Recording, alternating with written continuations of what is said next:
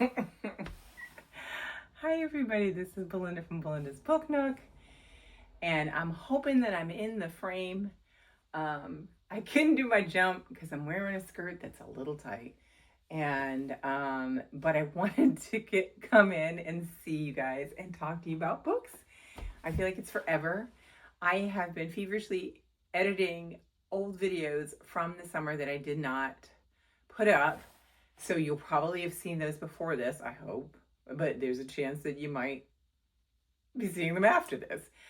I just kind of fallen off the habit of creating videos. So I wanted to come back and talk to you because I'm really liking what I'm seeing right now on YouTube or BookTube, and people are talking about having a fall TBR. And I like that idea because I feel like that constraint of the month is also adding to my inability to complete books, inability to, I don't want to say a reading slump because I just have been really busy too. But I feel like that month to month, and this will be something I have to evaluate moving forward when I think about setting up my book journal for 2026. Am I going to do the monthlies? I really like the monthly layout in the book, but in a practical sense, I feel like I'm blurring across the lines, and I just want this to capture what I've read, not be so strict like it needs to be in this month or what have you. Yeah, so I don't know. I get a couple months to still figure that out. But for the remainder of this year, I think I'm going to try to do it in chunks. So I think I'll do a fall TBR and a winter / end of the year TBR. And then we'll see what we get in between. I read slow, so it may not work either, but I'm going to give it a try. And if you notice in the frame, it's something else that has been like, oh my goodness, has been neglected. And that's my blind TBRs. So what I have done, I carefully put books here. I put them so that you cannot see the names of them yet until I talk about them. I picked, how many do I have here? 3, 4, 5, 6, 7, 8 books that I thought I would put in my fall TBR, knowing we're not going to read them all, but it's giving me a variety. Majority of them are very new, and I'm not apologizing because they're on my bookshelf, so it doesn't really matter. I just want to read the books. So I have some here, and then what I thought I would do is pick a couple of this. We'll do the jar, and we'll select a couple, and whatever one of those, even if I read one this fall, it is better than where I am right now, which is reading none right now. I walk past this and I look at it, I'm like, ooh, I haven't done it. So if my mood strikes and there's something that we've picked in here today that fits into my fall kind of vibe, I will read it. So, and if I don't, I don't. I will get to them at whatever point, or it may be that they're time for them to go, that they've been hidden so long and that my taste has changed or what have you. So we'll see. So I think for today, I'm going to pick 3 books for the fall TBR, and then we'll go from there. So I think we'll do that last. What we'll start with are the books that I did select. And I think what I'm going to do is take these out. And then what I'm going to do is I'll put them back in there after I finish telling you about them. I don't want to read them all to you guys because it's going to take too long. So some I'll talk about, some I just will give you a little, some I'll read and some of them I won't. Just because it will end up taking a long time. And as I'm noticing now while I'm editing videos is that, oh my God, my videos are getting longer and longer. And I really never wanted them to be super long because let's just face it, we're busy and people don't have that much time to invest in my videos. So that said, I've now taken up so much time just getting introduction to this. We're going to get into the books that I'm thinking I want to read this fall. They feel fallish to me also. So the first one I'm going to talk about is The Lioness of Boston. I think you remember if you look back at my videos when I purchased this. I bought this from Barnes and Noble. It was on the table, and I was like, oh, it is a historical fiction, kind of trying to explore the life of Isabel Stewart Gardner, who created and the Isabel Stewart Gardner Museum in Boston. And it's a place I've just been very fascinated with, and the fact that it's a woman and the time that she, was able to acquire these art, create this place. And it's really magical. This, at some point this fall, I will try to get over there and get a little video footage that I could share on the channel, because, oh, it's just beautiful. It's a really beautiful place. So this book is a historical fiction. It is written by Emily Franklin, and it's a bit of chunk, but I'm feeling like if it reads like a good fiction, I will enjoy it. If it gets bogged down with funky stuff, maybe it might be, I don't want to say a DNF, but it might take longer. But I'm not looking at the size of the books. I'm just looking at what the feeling I get when I look at the book. And this somehow feels fallish to me too. So there's that one. And I'll put it back in here now, like I had. Did I have it like this? Yeah, I did have it like this. It's probably fitting that good. This one everybody saw. Oh, I shouldn't say everybody. A lot of people saw when this one just came out this year.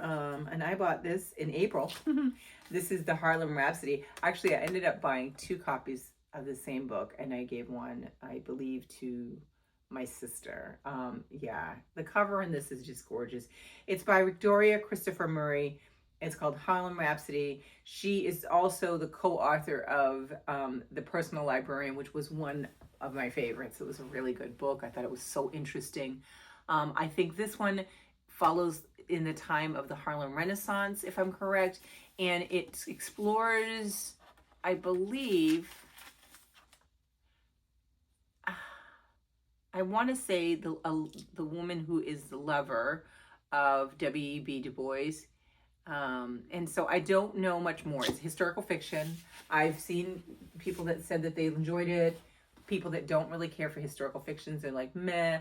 I think I'm going to like it because I do love historical fiction. I like to learn more about anything to do with the Harlem Renaissance. So I really love the handling of The Personal Librarian. So if they write it similar to that vein, I think I'm going to really enjoy it. I don't know. It feels fall to me. New York. I think of New England as kind of like, the star when it comes to the fall. And so I feel like that is a really good one that I could read then. I don't know. They're not fitting this way this time, but maybe I had them this way. I don't even remember how I had them in there. Oh yeah, this way. Like, I don't even know how I had the books in there.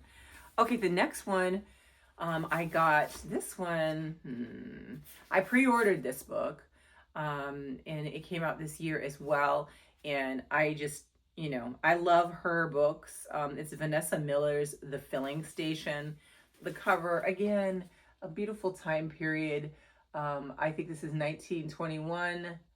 I think it covers what they call the Black Wall Street. It also talks, I think, about the Tulsa massacre, if I remember correctly. I'm very intrigued by that because I, only several years ago, learned about that. And so I think anything that will talk a little more about that, even if it's in historical fiction terms, is definitely going to continue to pique my interest in that time period in history. So that one, it doesn't even feel, I feel like it's a fall looking book. So there's that one. The next one is small. And I got this one at the library sale this past, I think it's this year. It's either this year or last year, but I feel like I got it this year. And that's The Secret Lives of Church Ladies by Disha Philia. It's really tiny, and I think I'm going to like it. I was trying to think of what the book is that this makes me think of. I read something, I think,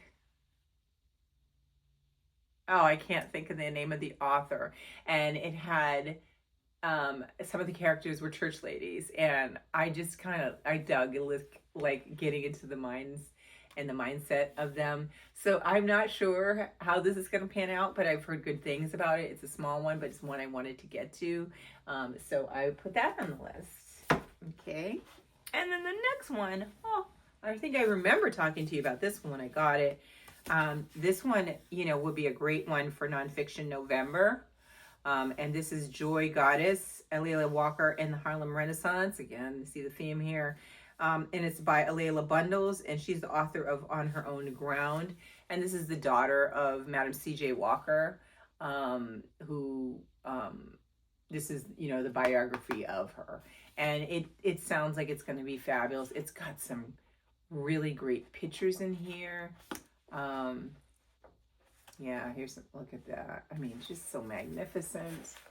I don't know if you can see them, but this one again would also be, like I said, a great one for nonfiction November. And I feel like historical fictions and because my mouth is not working. Historical fictions work really well for me in the fall. So I think that's going to be a great one. So those are the first 5. And then I've got 3 more. We're going through it pretty fast here. I'm loving that. Okay. Oh, no, I'm sorry. There's 4 more. There's one heading on the other side. All right, so we're going to move that over, and we'll move this over so we can put them here. I don't even know if you can see this because I have this kind of in the way, but if you get a little chance to see it. Okay, so let's start with this one because it's big. This one is brand new too. I bought this summer. As soon as it came out, and it's A Murder of Miss Hortense by Mel Pennant. It's a mystery. It is a brand new, I think it's debut author, and it's a mystery. It's kind of, I love this little blurb. It says, Miss Hortense is sharper than Perot, tougher than Vera, and a better cook than Columbo. It's a murder she wrote as you've never seen it before. And that's really all I needed to know. It was a black character. And I just love how she's walking on the dominoes. I think it's going to be really great and fun. So I'm really looking forward to that. I think this will just be one of those ones that I intend to laugh with this one too. So I'm hoping. I have high hopes for that one. And we'll see. This one, really feels like fall because it makes me think of back to school. It makes me think of, English class and when they were forcing us to read books that we didn't want to read. But this one would have been like when I was a kid, just be one that I would feel like I could see myself in.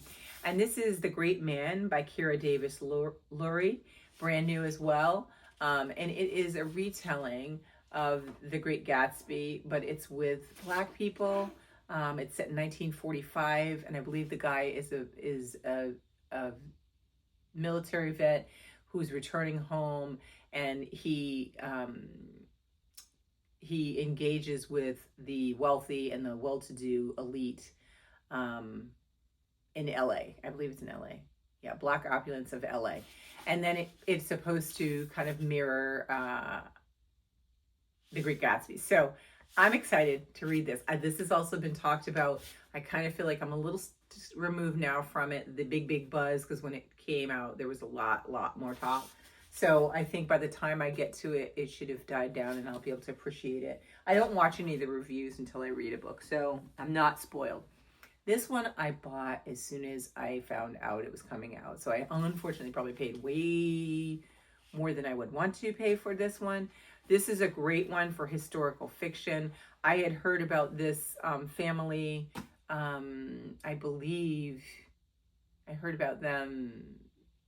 It was on a TV show of some sort. I'm not sure exactly what.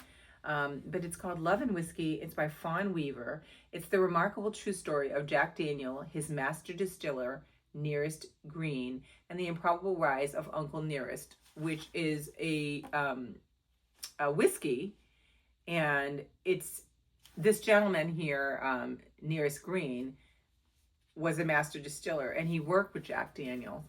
And Jack Daniel, everybody knows who that is, and they don't know anything about him and his family and how he created some amazing alcohol as well for himself.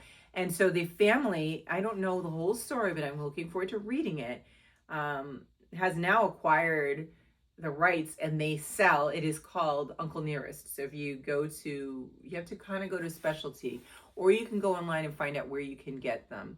You can get the Uncle Nearest whiskey. And I just thought it was fascinating. There's great pictures in here too. This is a good one also for Nonfiction November, and I just dropped that. Look at the pictures in here, like they're so great. So I can't wait to dive into this one. And I love like the color and the inside here. I like that. I like the design of this book. And she is Fawn Weaver is the CEO of Uncle Nearest Inc. She's the first Black American woman to found and lead a company valued at more than $1 billion outside of sports and entertainment. And so I'm like, I gotta read about this woman. I have to, and I already picked out, I even picked out already like my flags for this one. So I'm ready for this one. I'm hoping I'll get to it before the year's out as well. And then I have one more book, going fast because I'm not reading the back of them. And this one I told you guys, I think I got it. I went to Barnes & Noble. I think I just, I was looking for something and then I couldn't find it. And then I decided to just experience the bookstore like you're supposed to, just walk around and see. And I saw this Alice Walker book, and first of all, the cover is gorgeous. It's also in that lovely floppy soft cover, and it's Alice Walker. And I never heard of this book, and I wanted to read it. And it's In Search of Our Mother's Gardens, Womanist Prose. And it's stuff that she's written in the past, but they're so relevant now. Different essays and stuff. So I really, really think this would be a nice fall meditation book, right? Really cool things to look at. It says, in this groundbreaking classic essay collection, Alice Walker speaks out as a Black woman, writer, mother, and feminist on topics ranging from the personal to the political. So yeah, I think that's gonna be great. So those are the books I pulled off my shelf that I want to put in my fall TBR. But now we're going to do one more thing before I let you go, because I'm trying to yammer a little less. We're going to shake it up here, and we're going to, oh my God, it's been a while since we've been in this jar. We are going to pull out of here. Okay, I'm not supposed to look. A little. Okay, I feel one. Okay. So our first one. I'm going to show you first, and then we're going to find the book. So that's the number. Can you see it? I don't know if I have it upside down. Is that right? Ooh. I'm so horrible. Why didn't I put a line under this? I'm going to say that this is a 6. Okay? Oh, let me see what 9 was. They're about the same size. I can't even cheat. But this could be a 9. It could be, but I believe it's a 6. I'm going to go with this as a 6. Can you believe me trying to cheat at my own game? But it kind of feels it's a hardcover. This is number 6. We're going with number 6 to go with this. Okay. These were wrapped so long ago, there's probably dust is going to fly out when I unfold it. Okay. But all right, let's go. Okay. Okay, this is how we could get books off our shelf. Okay, so this is number 6. We're putting it over here. And this one is called Lost and Found, a novel by Brooke Davis. It says a #1 international bestseller on the cover. This is what the cover looks like. It was a debut novel when it came out, and we will peek at the inside. It says an irresistible and heartfelt debut novel about the wisdom of the very young, the mischief of the very old, and the magic that happens along the way. Millie Bird, 7-year-old and ever hopeful, always wears red gumboots to match her curly hair. Her struggling mother, grieving the death of Millie's father, leaves her in the big ladies' underwear department of a local store and never returns. Oh. Agatha Pantha, 82, has not left her house or spoken to another human being since she was widowed 7 years ago. She fills the silence by yelling at passerbyers, watching loud static on TV, and maintaining a strict daily schedule. Carl, the touch typist, 87, once used his fingers to type out love letters to his wife's skin. On his wife's skin, sorry. I'm like, what to? Now that she's gone, he types out his words into the air as he speaks. Carl's been committed to a nursing home, but in a moment of clarity and joy, he escapes. Now he's on the lam. Oh my God, this kind of actually surprisingly sounds kind of interesting. United at the fateful moment, the three embark upon a road trip to find Millie's mother. Together they will discover that old age is not the same as death, that the young can be wise, and letting yourself feel sad once in a while might be the key to a happy life. Okay, that kind of sounds cute. Like this crotchety old lady. Like, I just think it's a young girl and this man, I think it actually might be good. Have you read this? Could you let me know if you've read this?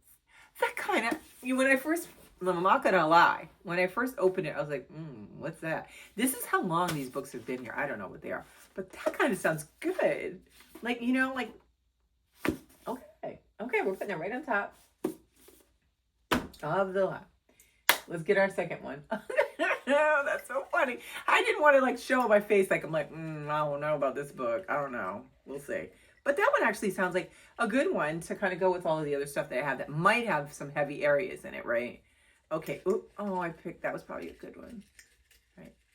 And grabbing one and then, okay. All right. Here we have our next one. Gonna open it up to you again.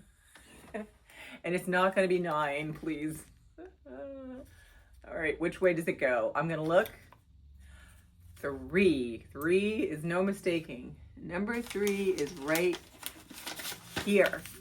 Okay, and another hardcover. That's because I had a lot of hardcovers. I'm trying to get rid of them. I know. I only keep certain hardcovers, but no. Okay. Let's see. Okay. Okay. Let's see. Oh, I didn't read this. Okay. I was kind of hoping I'll pick ones that I didn't like at all, or maybe one of the 3, so then I can easily just kind of dismiss them. But I don't know. Do you know who that is? Maybe some of you might know. That's Edwidge Dandicott. And this is the Drew Breaker. Oh my gosh. My mouth is not working. She is a Haitian author. I've read several of her books. This one I have not. And she's the critically acclaimed author of Breath, Eyes, Memory, and Crick Crack, and several others. And so this one, let's see, it's a brilliant, deeply moving work of fiction that explores the world of a dew breaker, a torturer, a man whose brutal crimes in the country of his birth lie hidden beneath his new American reality. We meet him late in his life. He is a quiet man, a husband, a father, and hardworking barber, a kindly landlord to the men who live in a basement apartment in his home. He's a fixture in the Brooklyn neighborhood, recognized by the terrifying scar on his face. As the book unfolds, moving seamlessly between Haiti and the 60s and New York today, we enter the lives of those around him, his devoted wife, rebellious daughter, his sometimes unsuspecting, sometimes apprehensive neighbors, tenants, and clients, and we meet some of his victims. In this book's powerful denouement, we return to the Haiti of dew breakers past, to his last desperate act of violence, and to his first encounter with the woman who will offer him a form of redemption, albeit imperfect, that will change him forever. What did I even remember what this is about? Oh, I love its deckled edges. I don't remember this one. Have you read this? Did you enjoy this? Do you think this is good for my fall TBR? I've not read this. Apparently it was on today's book club because it's got one of those stupid stickers that I'll have to get off of it. But okay, so there's that one. Interesting. Okay, I like her, so that's an option too. All right. And our final one, yammering on as I go. This video, I'm going to turn it over and it's going to be like, oh my God, it was on here so long. Okay, so I'm opening it up to you. One. Okay. This one is the first book. Okay. Another hot cover. Are they all? I don't know. No, they're not all hot covers. I'm just picking 3 hard covers. I have a lot of hot covers here right now. Okay. Oh. This one makes me think of my childhood because my mom had these books on her shelf. So I'm kind of loving this, that this came out. And this is Roll of Thunder, Hear My Cry. It's the 40th anniversary special edition, which is absolutely gorgeous. This is run the John Newbery medal. It's by Mildred D. Taylor. And are you ready for the beautiful cover? Oh my God, this really she had the old paperback, but I remember seeing it on her bookshelf and like wanting to read it. And look at the inside, so nice. This edition is gorgeous. This book is Why is the Land So Important to Cassie's Family? It takes the events of one turbulent year, the year of the Night Riders and the burnings, the year a white girl humiliates Cassie in public simply because she's black, to show Cassie that having a place of their own is the Logan family's life. To show Cassie that having a place of their own is the Logan family's lifeblood. It is the land that gives the Logans their courage and pride, for no matter how others may degrade them, the Logans possess something no one can take away. Heralded for its powerful depiction of life in this American South during the Great Depression, Roll of Thunder, Hear Me Cry won the 1977 Newbery Medal and went on to become a pillar of American children's literature. Its message of individual dignity and regard for humanity has made it a touchstone for readers of all ages. Yeah, and there's several books that came after that. I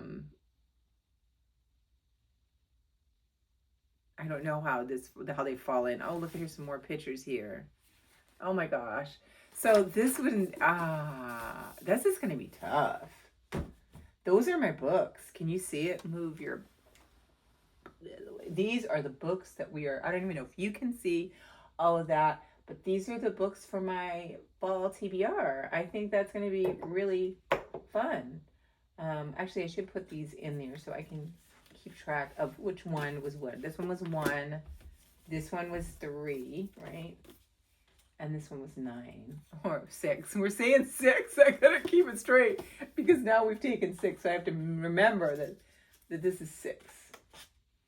This one sounds like really fun. I'm torn. I'm not sure which I will start.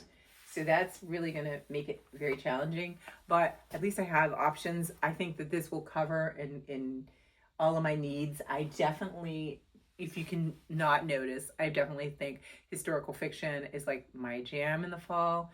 It's my favorite genre anyway. So I think that these all will be, we've got some nonfiction too as well, but I think this is going to be great. Anyway, I will talk to you guys later. I am so excited to read them. I'm also thrilled to get 3 more opened out of this because, hopefully we can crank through these. I won't be able to finish them by the end of the year. And I'm just going to do what I did last time. I will carry these over. I'm going to keep carrying them over. It doesn't really matter. It's evergreen. They're books that I own and I need to read them. So I will talk to you guys later. Thanks for taking the time to listen to me. Let me know if you read any of these, if you think these are good, if you think this is a good one for me to read. I'm not familiar with that one from her, but apparently I bought it, so let's see what happens. Anyway, let me know what you're reading, and take care. Bye!